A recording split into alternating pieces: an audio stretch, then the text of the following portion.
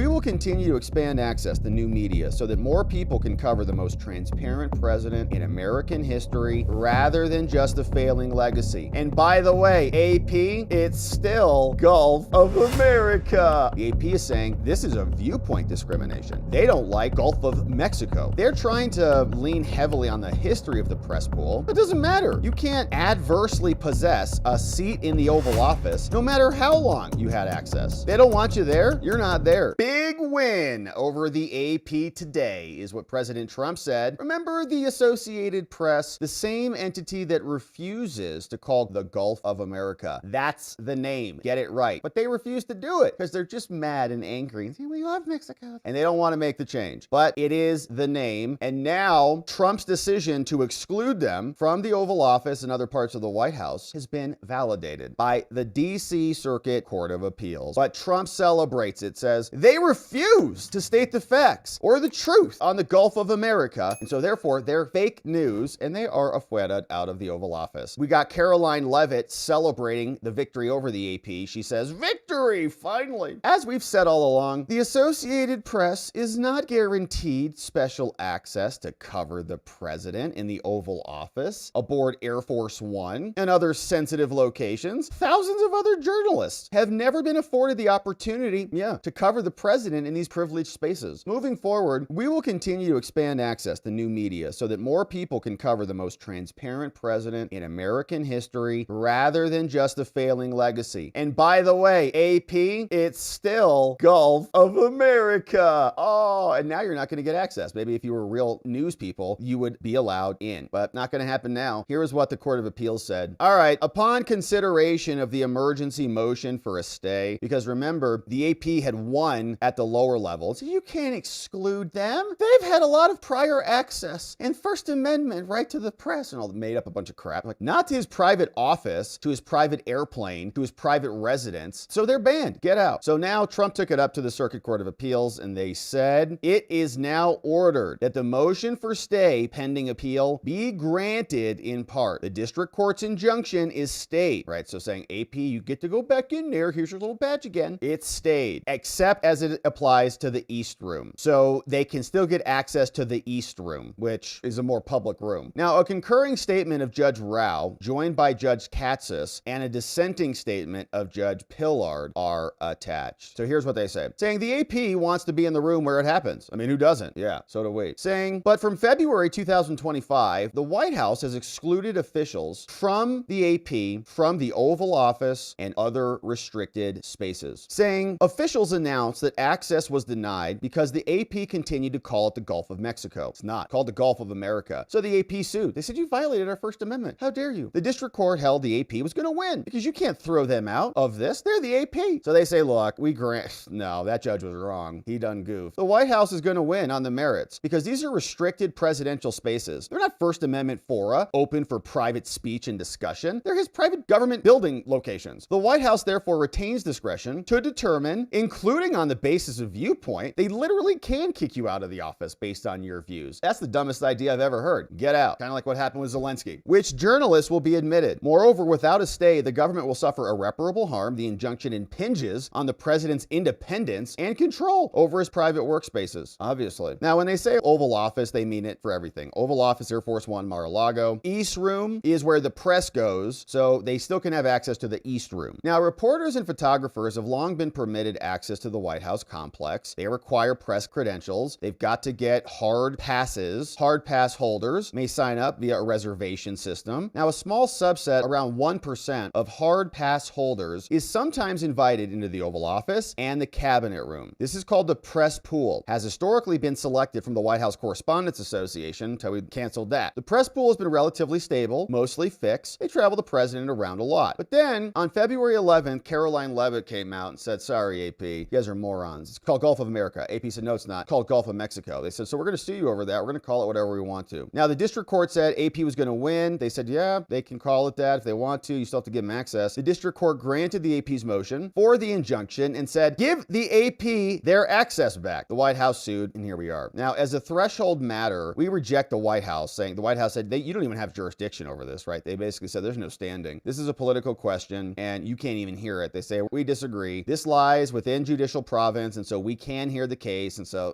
courts always do that. So, okay, not kick it out on standing, but it's fine. It's within our equitable authority to stay the lower ruling if it's against the equities. And because we are considering a stay right now, we have to ask whether Trump's going to win. We think he is, especially when this goes up. So the district court said, no, you got to give him access to the Oval Office and all the spaces. But to determine whether First Amendment protections even exist, we have to do some analysis. What is the harm and what is the viewpoint exclusion? Okay, it's not a time. We talk about viewpoint-based distinctions and time, place, and manner-based distinctions. So if the government passes a law that says you can't protest about abortion, then that would be unconstitutional, right? That's viewpoint discrimination because, the pro-abortion people can protest, but the pro-life people can't, kind of a thing. Or by contrast, what if the government passed a law that said, okay, you just can't protest between the hours of 8 and 10 in the morning at this location, but it's neutral. So it means nobody can protest, not just the pro-lifers or whatever. So that would be more time, place, and manner-based restrictions rather than viewpoint. The AP is saying this is a viewpoint discrimination. They don't like Gulf of Mexico. Now, the press pool is just a mechanism of how they get in there. Now, they say we have a long history in the press pool. And so the proper context they have to say is about the spaces and who they're open to. Where are you trying to get access to? Government property may be one of three types of fora: traditional public forum created by government designation, and the non-public forum. No one suggests the Oval Office is a traditional public forum. It's not a designated public forum. And so that means it's non-public. Non-public forums on government property is not by tradition a forum of public communication. And so the government has an interest in that property and that location. When the White House opens its facilities to the press generally, it can't exclude journalists based on viewpoint. That's not what's happening here. We never suggested that the First Amendment restrictions on the discretion of the president to grant interviews is afforded. If Trump sits down for an interview with Laura Ingraham, he doesn't have to with Rachel Maddow. She doesn't get to sue and say, my First Amendment says I have a right to access the president, and if you don't let me do that, that's discrimination. That's ridiculous. The First Amendment does not control the president's discretion with whom he speaks or to whom he provides personal access. It's time-honored and an entirely mundane aspect that the free press is supposed to be competitive. These uncontested principles provide the framework for this claim, and they're going to lose accordingly. Hardly needs to be said, Oval Office, Air Force One, or the East Room are not traditionally open to the public or to debate, but the press pool, they say, is more important. They say this doesn't include the type of communicative activities that turn a non-public forum into a public forum, and the acts identified by the district court can't transform a restricted White House space into non-public forums. Even a non-public forum is even more protections, right? There's a higher standard. In every case in which the court has concluded a government property constitutes a traditional public forum or any other category, there's a close relationship between the forum and the protected speech. You got to see where the nexus is. This case illustrates why the AP's communicative activities have no nexus to the Oval Office. When a small number of press observe presidential events, they're not using the Oval Office as a means of communication. So your speech is not being discriminated against. When the White House opens it up, it's for observational news gathering. It's not for speaking with the journalists. Sometimes they'll take questions, but that's not what it's for. And we decline to adopt a rule that would turn any government space where smartphones or computers are allowed inside to be an open space. And these are properly classified as non-public. AP even is making concessions in the same way. Now, the fact that the president is communicating at these events further distances this context from forum analysis, and it's his private speech. And so in sum, you had the wrong framework at the lower level court. Their claim to access is inconsistent with the First Amendment, and the AP loses. They're trying to lean heavily on the history of the press pool. It doesn't matter. You can't adversely possess a seat in the Oval Office no matter how long you had access. They don't want you there, you're not there. And so there's a bunch of other factors they're going to analyze, but they say in sum, we grant in part the White House's motion for a stay pending appeal, which means AP, you're kicked back out. Pack your bags and your press credentials and get out. And you're welcome back as soon as you make that little change over there. It's called Gulf of America.